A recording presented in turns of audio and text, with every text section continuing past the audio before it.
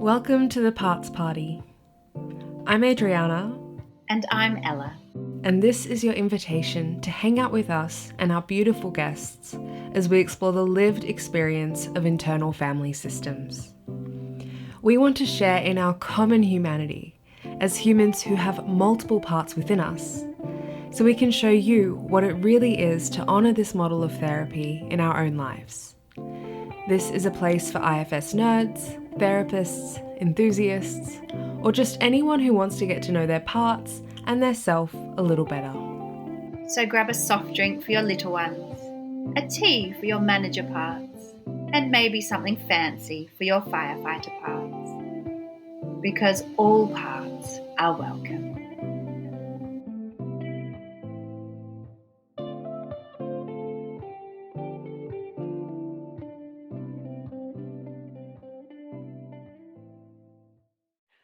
Manya Ronay is a certified level 3 internal family systems practitioner and certified health education specialist living in Israel. She works at the intersection of physical health and emotional health, specializing in IFS for eating and mind-body healing. Welcome to the Parts Party, Manya. Thank you. Thanks for having me. Yeah, we'd love to hear from you and have you introduce yourself both professionally and personally.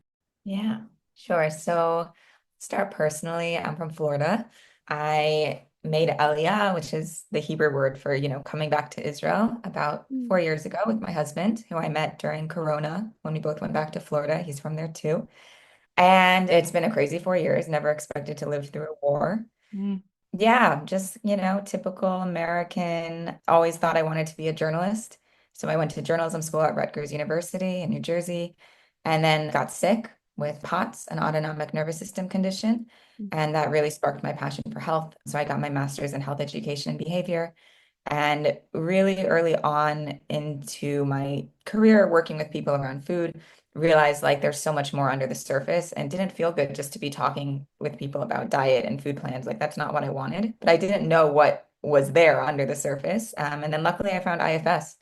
So trained with the Israeli IFS Institute, levels 1, 2, and 3, PA'd a bunch of times and switched my practice to IFS for eating, working a lot with food addiction, overeating.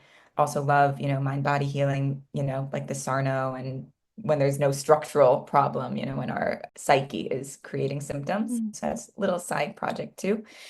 And then just in my personal life, my husband and I have been living in Jerusalem and we just, thank God, found a community in northern Israel. So we're hopefully moving this summer. Wow. I love that move from journalism to therapy. I've heard a few people do that, and there's something about the similarities, the curiosity that you have to bring to both to really know what's going on. So it's interesting to hear that was your pathway too. Mm. Yeah.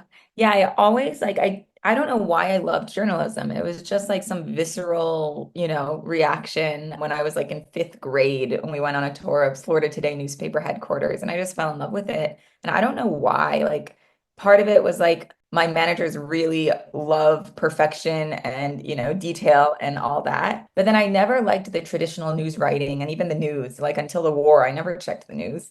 And it was more like the human interest stories that really interested me and the interviews and uncovering things. So I guess it is very similar to therapy. Mm. And I've really appreciated your self-led eating triangle, Manya. I have a mom that was either always on a diet or always complaining about how fat she was when I was little. And even still, I've asked her not to do it and she doesn't do it out loud, but there's very much this monitoring of bodies going on and checking and Mm. certain bodies being good and bad. And so, yeah, we'd love to hear a little bit about how you came to that part of your work. Yeah. So in my personal life, I grew up eating traditional American food, not aware at all how food affects my health or that even mattered, just ate mostly ultra processed foods. Probably I wasn't eating enough food. And then when I got sick, I did a year of like conventional medicine, nothing worked. And then I dove deep into traditional or holistic medicine and started learning about nutrition. And so slowly shifted my diet from, ultra processed foods, real foods, and then went on a whole journey. Vegan, oh no, animal products aren't bad for me, and just like figuring out primarily just a whole food framework. And I went a little extreme to begin with because I was so desperate to get better. So I was really strict. I wouldn't even use like aluminum foil. I would panic if I didn't have an organic vegetable or like filtered water. And then slowly I've come back to the middle where still, since my brain is slightly addiction oriented, so I won't, for the most part, have sugar, ultra processed foods at home because if I eat too much of that, then I get cravings, I can't focus. So primarily real foods at home, but I've chilled out a little bit when I go out. So it's all about finding that balance and also professionally as well. I was influenced a lot by C. Sykes' work. She is the one who actually made that addiction triangle. Mm. And I was working for a bit with Joan Ifland. I believe she created the term processed food addiction. So I was working in her addiction reset community for a few years and learned a lot about the brain science and also how addicted people can be to food, like as addicted to drugs and alcohol. And I didn't know that because I was never that addicted, thank God. So that was really eye-opening, and I brought IFS into that space. I left it fairly recently. But yeah, just by working with people, realized that, it's not just the overeating, it's also the undereating. It's like this whole triangle and it all works together. And, it's those intense managers that, because I work mostly with overeating. So the managers that really like shame the person and that adds fuel to the fire. I've been also working a lot with, I don't know if you guys are familiar with Dr. David Wiss. No? No. No, he's a really amazing, like balanced voice in the nutrition space because there's this massive polarization between the food addiction world, which is kind of big on, not eating sugar and flour and ultra processed foods, kind of more abstinence, and then the intuitive eating world, which works, I think, better with people who had a history of more restrictive eating disorders who need to open up their diets. Mm. So Dr. David Wist does an amazing job holding both because both those worlds, like say the other doesn't even exist. Mm. And so I try to do that too. And I find the triangle is a really good way of understanding that. My clients with a history of binge eating and food addiction, they're firefighters, right? Are the ones that are totally in control. And they might need a little more managerial control and balance and structure. And I find that the people who have a history of more like restrictive eating disorders, their managers, were really in control and they might need to loosen up a little and go more on the firefighter, you know? Mm. So I'm a big fan, and Cease talks about this too, of finding like the healthy versions of the managers and firefighters. I find in the Mm. food addiction world, it's like, we hate the binging part, we have to get rid of it. And in the eating disorder world, it's like we hate the restricted part, we have to get rid of it. And you hear that rhetoric too. Mm. Like in both worlds, it's like this part is feeding you lies, don't listen to it, tell it to shut up. And I love in IFS, and Steve's taught me this, that we need both our managers and firefighters. We need the managers to provide structure and routine and achievement and health. The Mm. restricted parts, when you ask them what they want to be called, they usually want to be called the healthy part. Mm. Mm. So we need that. We don't want to get rid of that. And then the firefighters, they provide pleasure and rest and play, and we need that too. Yeah. Yeah. So I'm a big fan of helping people find that balance. Yeah, it's beautiful. Just really highlighting that the more we banish a firefighter or a manager, the more the other one will get extreme. And that's the beauty of IFS, is really helping them work together and realize you can all have a little turn. We don't need to hold on so tightly to one. Mm. Yeah. And it's a beautiful point as well. Other parts, naming parts versus actually asking them what they want to be named. And we can really learn about what their good intention is and what their gifts are in the system, what the wisdom is there. Yeah. I'm curious what that experience was for you when you first discovered IFS and started to integrate it into your journey. Yeah. So when I discovered IFS, it was kind of like an immediate shift. I say the biggest gift that it gave to me, and I learned this in level one, it was kind of just like this energetic knowing or recognizing of self-presence of like Mm. what it means to just be and to hold space. And I was like, that's it. That's what I want to do with my clients. Because they were coming to me, I was kind of working in the health coaching world and wanting a plan, basically wanting me to be their manager. And what IFS gave me was like, no, like I can just hold space and make room for both of their parts or all of their parts. And that's going to be much more important. And so that's, the protocol, all that, like the inside work, like amazing. But more than anything with my clients, what I do is I just hold space. I've one client now who her managers are just so exhausted from having to work so hard as a child and take care of everyone and, like have a tremendous amount of chores, and now they're almost nowhere to be found. Like her firefighters are like so present, and she has a really hard time taking care of herself in many areas. And in the beginning, I had to be careful not to come in with any managerial energy, Mm. because that would just, there was so much shame already in the system. She could barely even talk about food. So I had to be careful not to bring any of that energy in. And so just after months of just holding space, we've developed a really good connection. And we're not even doing classic insight work, but I can tell that even just our connection, I'm very big on like kind of the relationship. Mm. It feels like we are inside, like we're inside some sort of healing container, if that makes sense. Mm. And slowly her managers are coming back online. Mm. Powerful stuff. Yeah.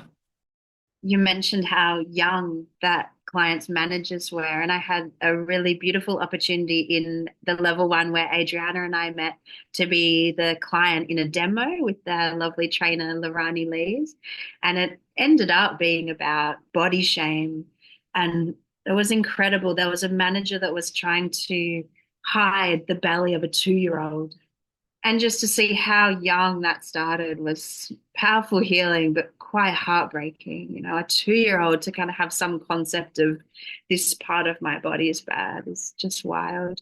Um, Yeah. Yeah. And we love hearing if you're brave or if you have one about a particular trailhead that supported you into really your own journey with your own parts. Or Dick Schwartz talks about a tormentor or a person that's been difficult, that's mentored you into an understanding of your parts. Is there one you'd be willing to share, Manu? Yeah. I don't know where this is going to go, but just the trailhead that came up this morning, we were like looking at tickets to America. And whenever I'm looking at tickets and planning trips and how long I'm going to spend with my family, and both me and my husband's families are all in America for the most part, there's a lot of shame that comes up of like, oh, I'm not good enough if I don't spend enough time with them. There's this whole story based on like my dad, my parents are divorced, and he never spent enough time with his family according to my mother. And so it's like this whole thing with family. And the first times after we came to Israel that we went home, I let the people pleasing part really determine the trip. And so I stayed home far longer than what felt right within my body. And the same thing with my mom came to Israel for the first time since we came here. I let her stay in my apartment also far longer than was felt good in my system, but just because that's what I needed to do. Mm. That's, what the family said. And slowly, I think my family is shifting and realizing like, oh no, it actually has to be good for both of us for it to be a healthy relationship. But just still noticing that shame that's coming up. And it's crazy. Like I've been doing this work for, I don't know, years, and maybe like IFS therapy for 4 years. And it's just wild. Like there's always more and more to come up. Yeah, thank you for sharing that. I can resonate with people pleasing versus really choosing yourself parts for sure. And yeah, there's always more work, isn't there? Mm. And I'm so curious how you engage with your parts. How do you often experience them? Some people see them, hear them. Yeah, it's a great question. So I was in classic IFS therapy for several years, for like the first 3 years. And so I was doing the classic insight work, and I could see them, I could hear them. Like it was a really great modality for me. And I still check in with my parts, like before I go to sleep, especially in Israel, we've been having sirens and stuff. So it's really important for me to check in with my parts. What do they need? Mm. In the morning, usually I do a check-in as well during like a brief meditation. And so that's it. Like I try not to bring too much managerial energy in, like, oh, I have to check in with them this amount of time, blah, blah, blah, Mm. and kind of just wait until something emerges apart from those brief check-ins. And then with my personal therapy, right now I'm in a training program. It's called Relational Resilience, and it's all about the relationship between the client and the therapist. And the trainer, Ricky Davies Jacobson, she's brilliant. And she basically took all the modalities. She almost became an IFS trainer, but then she did her own thing. Mm. And so she takes all the modalities and like has kind of the ultimate self perspective, like bird's eye view of what they can all give us. And most importantly, the relationship and how to create safety in that.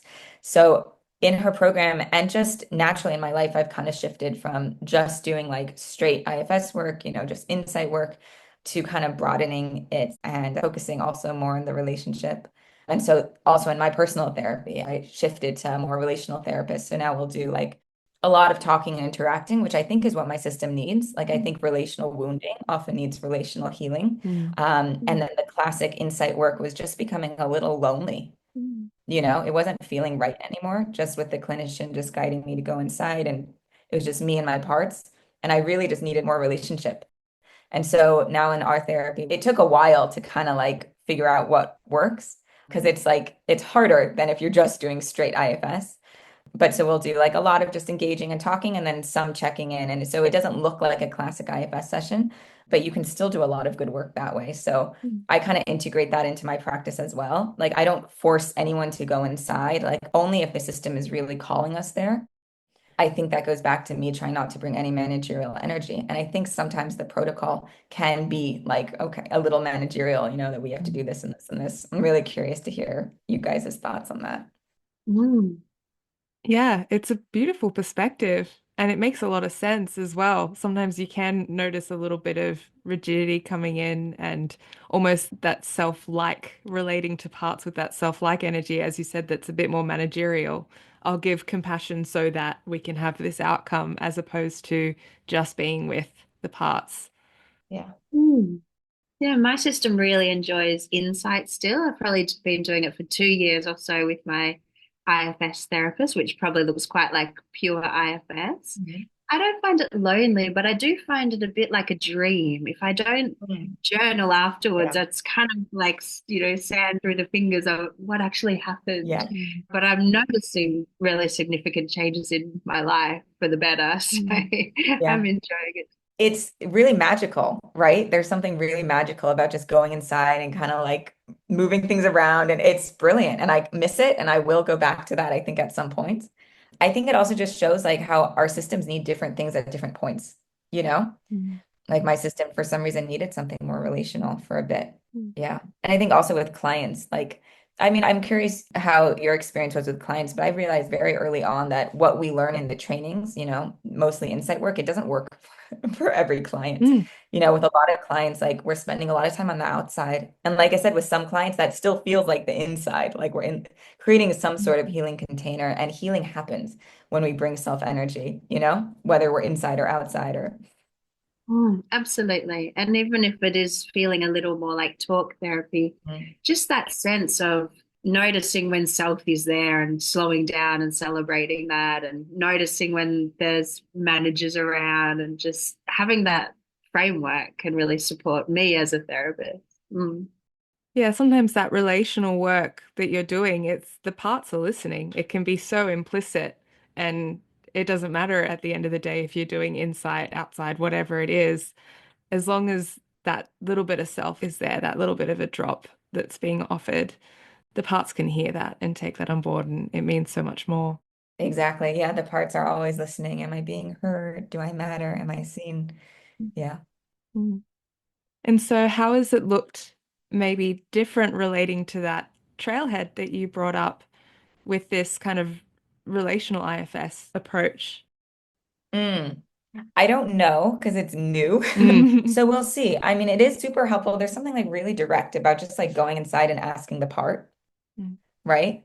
So I'm not really sure what it's going to look like. It is really helpful for me having a therapist who can help make sense of like reality, you know? Mm. I don't know if that makes sense, but help make sense of like the family systems and what's normal and what's not normal. Before this, when I had my classic IFS therapist, it kind of felt like it was hard for me to know like what's true or not. Like I guess I needed something more objective than not purely subjective.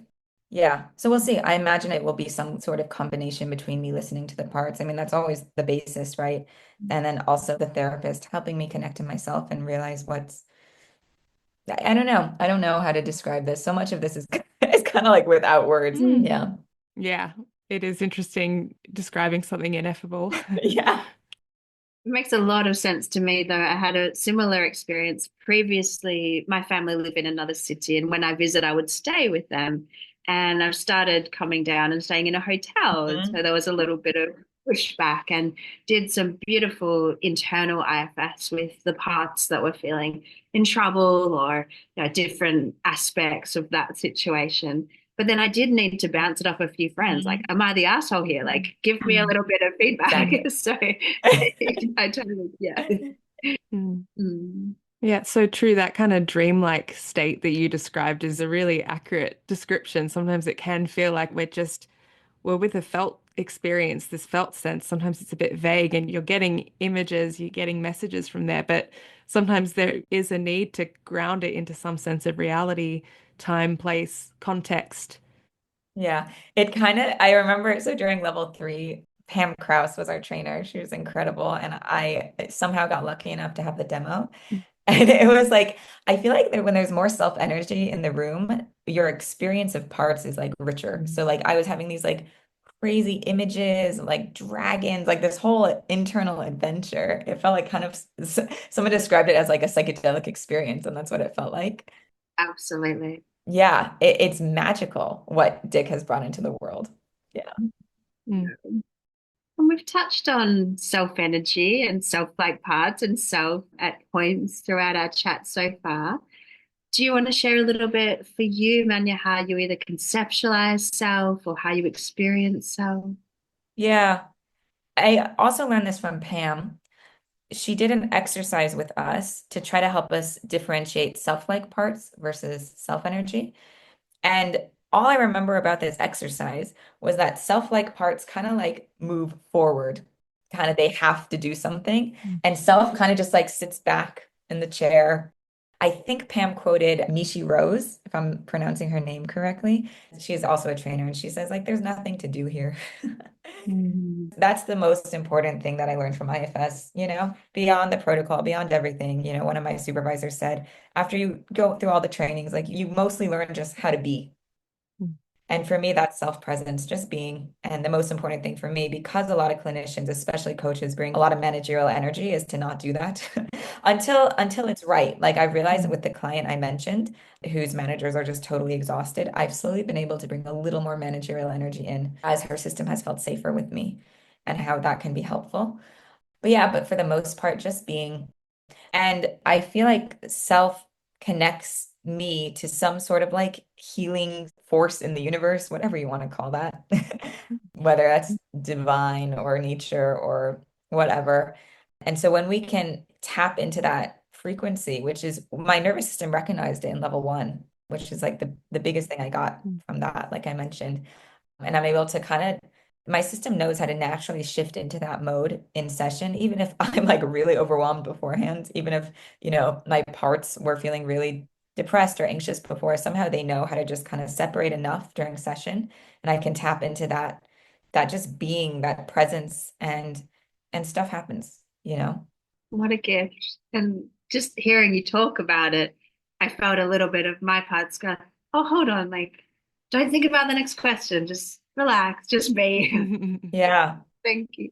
I'm also influenced by nonviolent communication. And my trainer, Danny Cohen, said in conversation, instead of having to say the next thing, which in session, like in the beginning of my IFS practice, I always felt like I had to. My parts were constantly thinking, especially when someone's inside and you don't really know what's going on with them and they're spending a lot of time there. And then my parts are like, what should we say? When should we jump in? Giving me a bunch of like questions.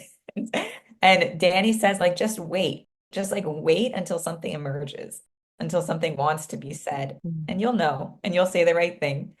And my IFS trainer in Israel, Einat, says the same thing. She's like, I don't know what I'm going to say until I say it. Mm. Yeah. It's just this sense of trust. You don't have to force anything. Yeah. And I'm noticing even, I mean, as soon as you mentioned it, Ella, I was like, oh, I was not leaning back. Mine were definitely leaning forward right now because this whole experience of hosting a podcast is a growth edge for me. And so I have parts that go, well, I need to be here. I need to be ready. You need to be paying attention. Yeah, there's this tension inside. And then as you guys were speaking, I was noticing it and then noticing a critic that came in for the fact that I had that. And then just letting it all kind of drop and just it's okay if it's there. It can just be held by self and it feels really nice. There can be a little bit of fear at the idea of letting go of that sense of control that those parts think they need to have. Yeah. But once they actually do let go a little bit, it's not so much a free fall. It's that they're landing in that space, that kind of field you were describing of there's that healing energy that's around, whatever you want to call it, that they can just land in Mm. and be in. Mm. Beautiful. Yeah. And they can still be there. Like I remember Pam saying, she's like, as I get more in touch with my system, it doesn't get quieter, it gets noisier because she's able to recognize all the different voices. And Mm, so she would stop in the middle of training and just be like, give me 1 second. Like it's so noisy in there or it's so loud in there. And so it's not about like getting rid of those voices. mm, It's about just like not letting them take over totally. So I'm able to kind of just hold the different parts. And in session, like I think it's the parts that are giving me good ideas and making connections and then it's kind of just like I can choose what to say, right? But just like mm. we were talking about, the eating parts, right? And that we need all of them just in a more relaxed Yeah. version. And I think it's the same thing. Yeah, I was having that exact same thought. If I pushed those manager parts to the side, then I might not have anything to say in this podcast at all, and we'd be sitting here in awkward silence. But the grace that it doesn't have to be pushing, it doesn't have to be this kind of holding or this leaning in, as you said. There's space for it to speak and be heard. Yeah. Mm. Yeah. I love parts. I don't know if you all had this experience, but for me, like after level one, I kind of took away this parts bad, self-good dichotomy. Mm. And it was almost like, it was like, yes, I finally found a way to just be spiritual and compassionate and all this stuff. And I don't have to feel bad anymore. Yeah. Over the years, I've realized, wait, we're human beings. Someone described this in a training that to be human means, we have a body, we have self, and we have parts, right? And self is our spiritual nature, and parts are our humanity. And we wouldn't Mm. be us without them, So enough trying to get rid of them, which a lot of healing and practitioners has been about. And it's more just about like embracing them, helping them relax and do, lend us their natural gifts. Mm. Yeah. Yeah, it's so true. I see it kind of as they're parts are aspects of self, Mhm. and they're the aspects that allow you to experience life as a human. Yeah. So they're fundamental, but they can be kind of covered over by burdens or stories that they're negative or bad. Like you said, we need to get rid of that, and then I'll be okay. Mhm. But when you realize, oh no, these are things to embrace. This is part of my humanity, whether they're anxious or whether they're helping, whatever it is that they're doing, there's a gift in there. Yeah, that's really beautiful. It reminds me of at some point I was like working on like death in therapy and Mm, my parts were like freaking out like okay, if there's self and that's your spiritual nature and when you die that whatever merges with whatever still exists, the parts are freaking out like are we just going to disappear? mm, If there's no self in us, which we know there is, are we just going to evaporate? And so I love that connection you made that the parts are kind of part of self. I have this like diagram that shows, that we have like the self energy. They call it like big self everywhere. mm, And then, we have a big piece of that in us. And then our parts also have like that little self in them, but it's not like separate. It's all part of the same big self energy flowing through them. mhm. Yeah. It's ocean and the wave, or clouds and the sky. And I think Dick Schwartz describes it as particle self and wave self in quantum physics. And that wave self is the universal, it's everywhere, and the particle is that aspect that's being or come into some sort of form or holds the qualities of self that we can actually tangibly hold. Yeah. Yeah. This is such a great conversation. It also reminds me, I was telling a friend yesterday that I feel like, the universe, God, whatever you want to call it, works through also my feelings. I was feeling really anxious and depressed in America, and I was like, wait, I need to move to Israel. And it's like, oh, I'm not Mm, feeling good here, so I'm gonna go here, or, and mm, I feel like the universe kind of works through our parts. mm. Even in extreme ways, like when I got really sick, to kind of steer us in the right direction. Mm. Yeah, it's so true. I have kind of goosebumps because I resonate. I have a chronic illness as well. Prior to this, I was working in the film industry and I love that job. And when I was studying therapy on the side, everyone was kind of like, "You're crazy. Why would you ever give this job up to talk about people's pain?" And I was kind of I loved therapy. I'm so passionate about this, and I was spending all of my time in the workshop that I was working at with my headphones in, listening to therapy podcasts and IFS podcasts. But I was still on the fence because I was a sculptor. It was creative. I loved that. I didn't want to leave that, and I couldn't really fully make the jump into this career. And a chronic illness forced my hand. It went, I'm going to give you pain to the point where you actually can't work with your hands in the way that you used to or work the hours you used to do. And there's so much grief around that. And yeah, but at the same time, I'm like, thank God, Yeah. because my life is so different now. And yeah, sometimes, as you said, those emotions or even, yeah, physical experiences, for whatever spooky reason, have to work through us to get us where we're supposed to be. Right. Mm, Yeah. And I wonder if as we get more in touch with ourselves, if the messages won't need to be so extreme. yeah, For example, yeah. last week when we were in northern Israel, we were looking at apartments and houses, and my managers were like in such overdrive, like we were running around. And I was one day just total crash. This doesn't happen to me anymore usually, but like a classic POTS crash where I used to be like out on the couch for like a week and literally couldn't do anything, had a hard time walking, even like breathing.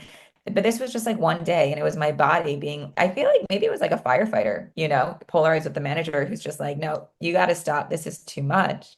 And Mm, I wonder now that I'm just saying it, if that's what happened to me growing up as well, like managers taking over my life, perfectionist, workaholic, people pleaser, all that. And then as soon as I got to college and I had some space for my family, perhaps it was like a firefighter who's like, no, you are stopping now, mm, stopping and then redirecting. yeah. Yeah, it's such a good point about they have to give us those messages until we start to actually listen. And maybe it doesn't have to get as extreme once we are a little bit more in tune with self and with the parts and able to listen to them.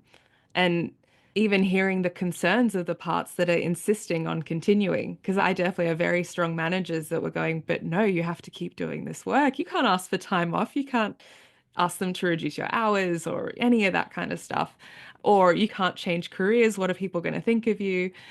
And when you're able to actually just sit and listen to the concerns of that and maybe what the exiles are actually fearing beneath that, then there isn't that polarization between them and the firefighters that are insisting, no, this isn't right for you, though. Yeah. Mm, Yeah.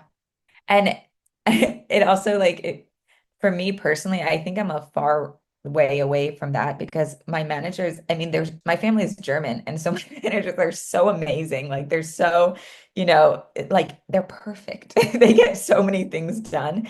And when things are crazy, like now, we're organizing this move, I don't know if I would stop if I didn't mm. feel like a slight symptom or, I don't know. I would like, yeah, Yeah, yeah. This is why I love this podcast because we're talking about our current human lived experience. I've left that industry, but I'm on great terms with them and they invited me to work up on a film with them. And I intuitively, all my parts were telling me no.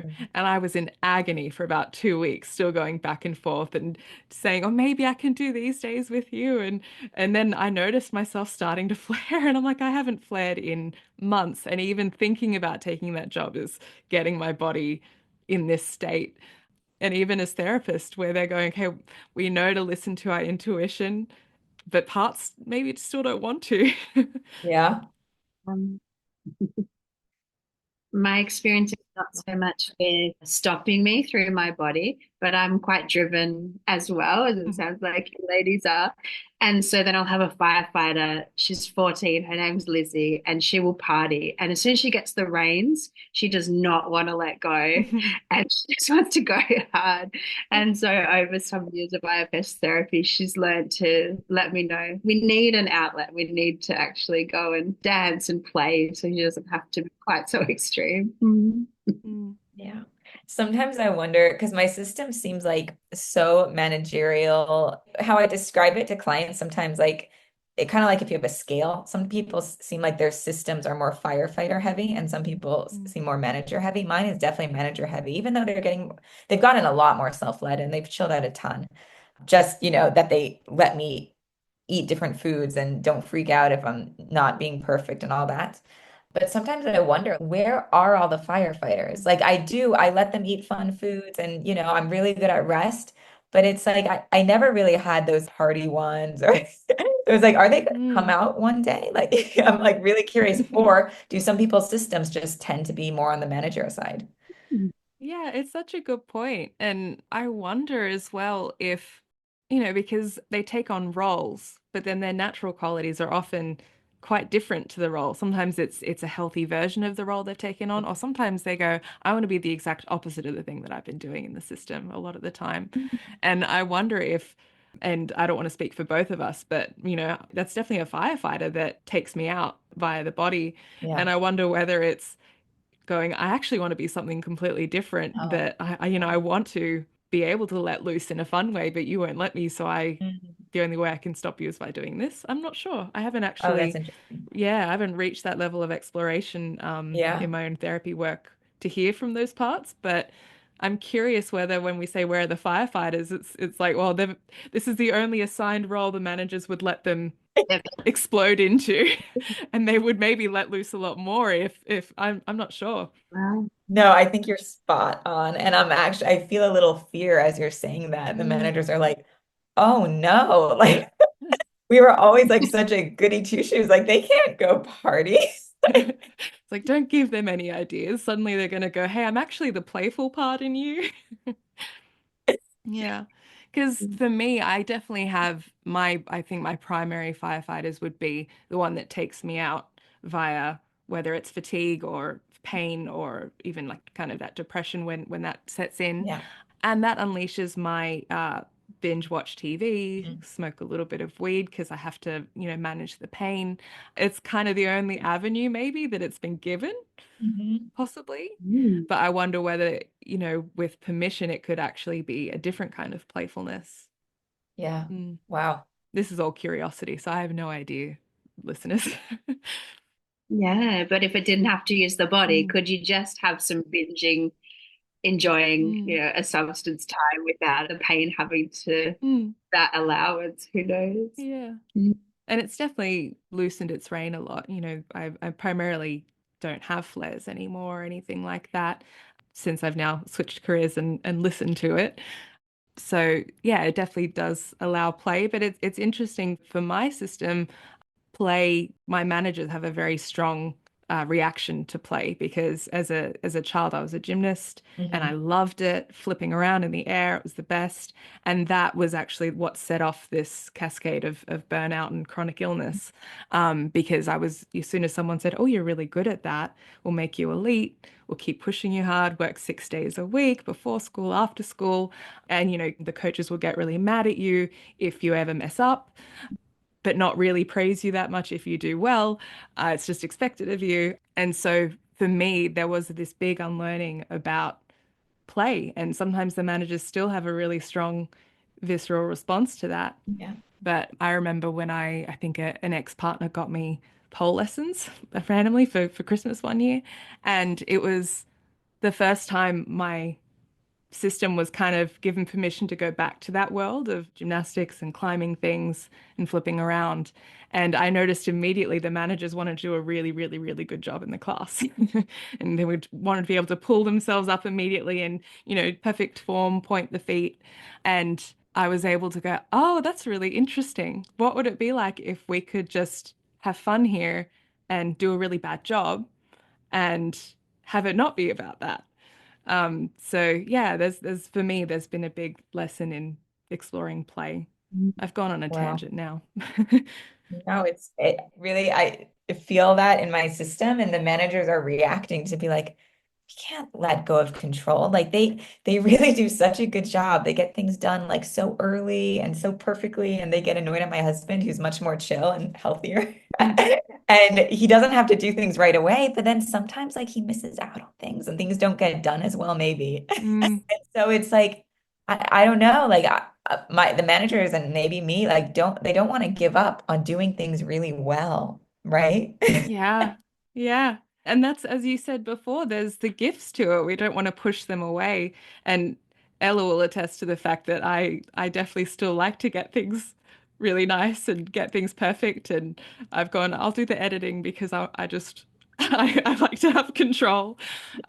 But there's something about, yeah, how do we integrate that desire to get things done well, to celebrate the fact that maybe we have an eye for detail or we have capabilities or this competency inside that's a gift without this kind of, for me, I can always tell if it's a, a contraction or a tensing in my body is suddenly when there's a belief of some sort of exile underneath, like some consequence will happen if I don't get this perfect. Right. And balancing, do I want to edit this podcast beautifully just because I have an eye for detail and I want it to sound good? Or is it because I'm afraid if someone listens, they'll judge me and there'll be this whole consequence of my exiles?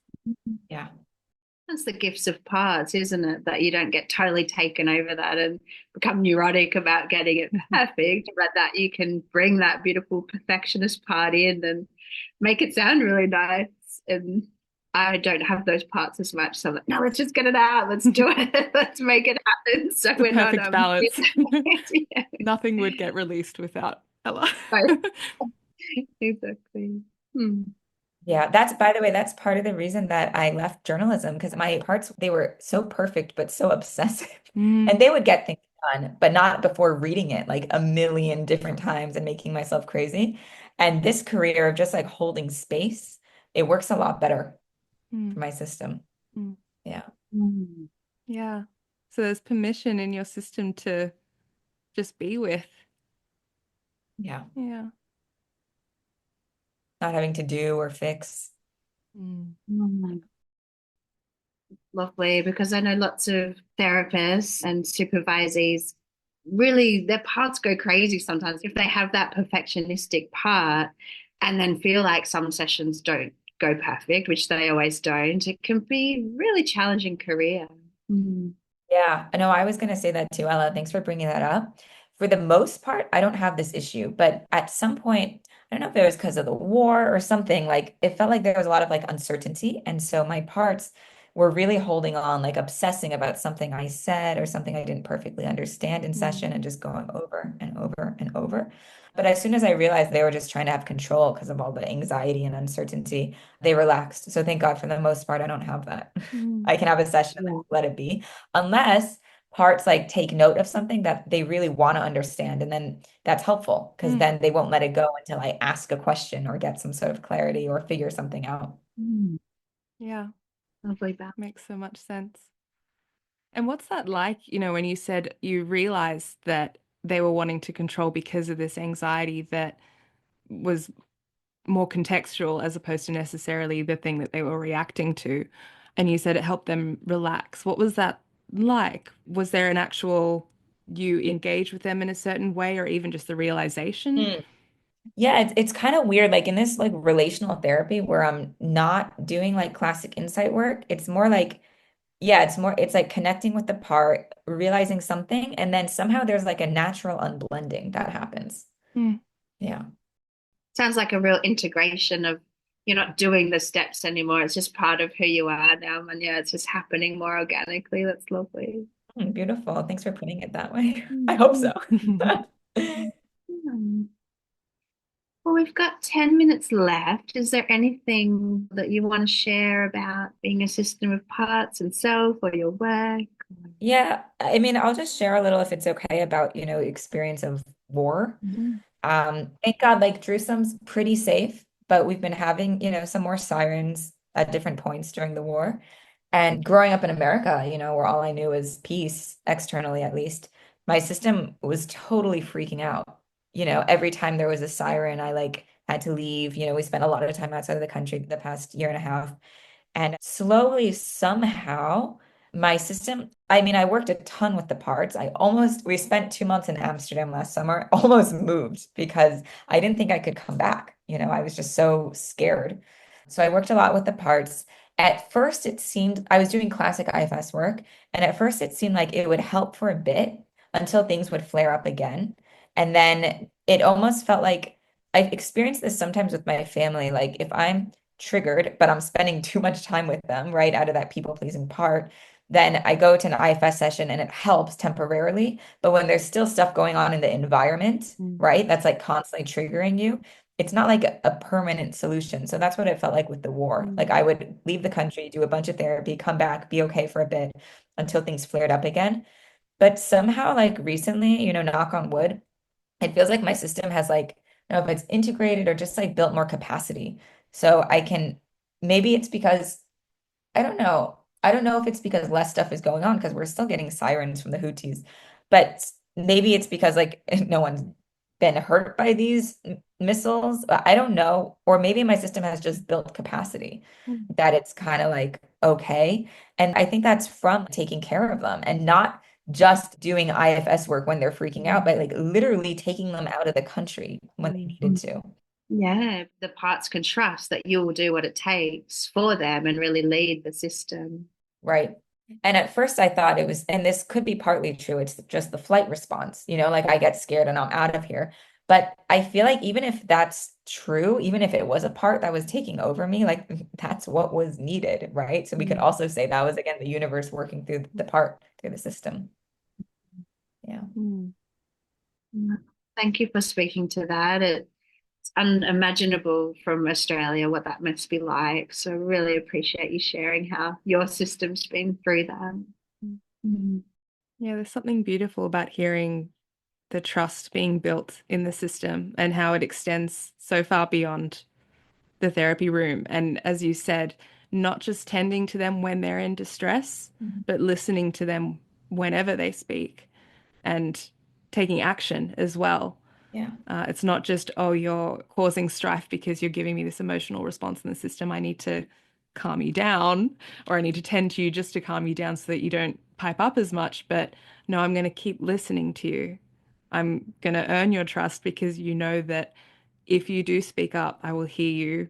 I will find a way to act appropriately, whether it's, I remember Dick saying, I can't remember where it was and I'm going to butcher it, but sometimes it's tending to it like a child, even if it's really firmly saying, no, we're not going to act on this right now. Mm. And either way, you're listening to the part, you're telling them you're there. And as you said, Ella, you're showing them that you can be that self-leader in the system, that they can trust you. They maybe don't have to work as hard because they're not alone in it, like they think or Yeah. thought they were. Yeah, it reminds me at the beginning of the war when my system freaked out because there was it was actually the only time I was outside during a siren. And so I didn't know what to do. I was like, even saw the rocket explode in the sky and I was like, I'm out of here. I was already almost out of there and I went home and I like bought a ticket to Cyprus.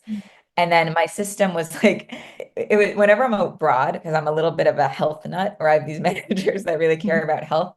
So they just want to make sure we have healthy food and we have a plan and blah, blah, blah. And so I like had no capacity to deal with them. So I almost used a little more like force. It was like, guys, I'm going to make sure we have food. Relax. So there's not always space for the lovey-dovey, like I'm going to spend so much time listening to you. It's like, we're okay. I got this. I'm going to make sure you're taken care of. Yeah, beautiful. Mm. Yeah. Yeah, it's really reparenting the system, isn't it? Yeah. Mm. So, Manya, would you like to share a quote or a poem or something to finish our beautiful episode? Sure. Okay. This is called A Medicine Woman's Prayer, and I heard it from Einat Bronstein in our trainings. It says, I will not rescue you, for you are not powerless. I will not fix you, for you are not broken. I will not heal you, for I see you in your wholeness. I will walk with you through the darkness as you remember your light. So beautiful. Thank you. Thank you so much, Manya. Thank you all. It was really lovely talking to you all. I really appreciate it.